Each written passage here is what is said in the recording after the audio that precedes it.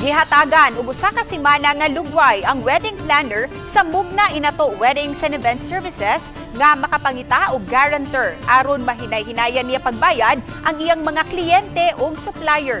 Kini ang nasabutan atol sa pagpatim-aw sa wedding planner nga si Greg Usaid bihang iyang gipasaligan ang iyang mga kliyente ug mga suppliers nga iyang bayran. As of 4:30 PM kagahapon nasubay nga moabot sa 490,000 pesos ang bayranan ni Usaid. Apan posibleng musa ka pa kini ngadto sa 1 milyon ka pesos kay unom pa lang sa giingong 16 ka mga magtiayon ang nakapabuk kang Usaid ug wala pay labot niini ang ubang mga suppliers nga wa usab makapatim-aw kagahapon. Ang Lapu-Lapu City Attorney's Office maoy mi-facilitate sa panag-atubang kagahapon sa wedding planner ug sa iyang mga kliyente ug suppliers nga giingong iyang gidaganan. Then we will try to draft the compromise agreement ug ang schedule unsaon pagbayad ug pila ibayad.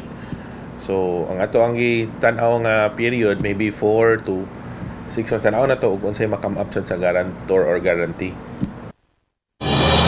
Aduna nay clustering of cases sa dengue sa mga barangay sa dakben sa Sugbo nga kun dili madali pagsanta, posibleng mosangpot sa outbreak. Ani ang report.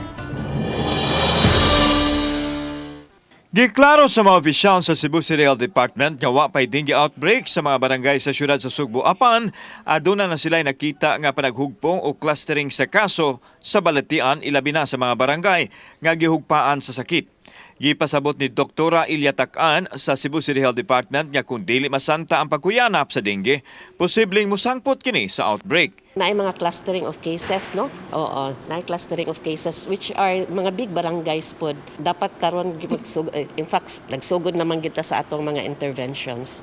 Apil sa gibantayan karon sa CCHD ang top 5 barangays nga mao ang Guadalupe, Lahug, Tisa, Labangon ug Pardo nga daghan usab ang populasyon.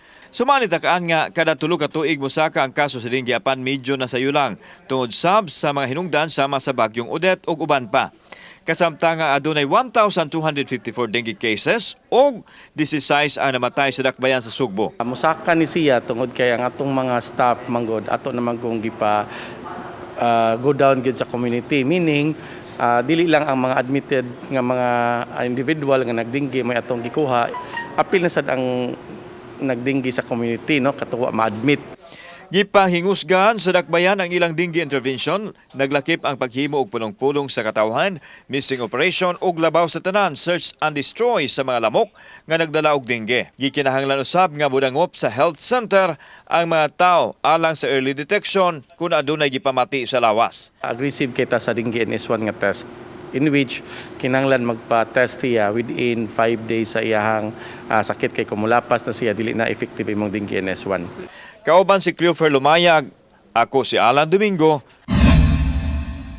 Balitang Bisdak.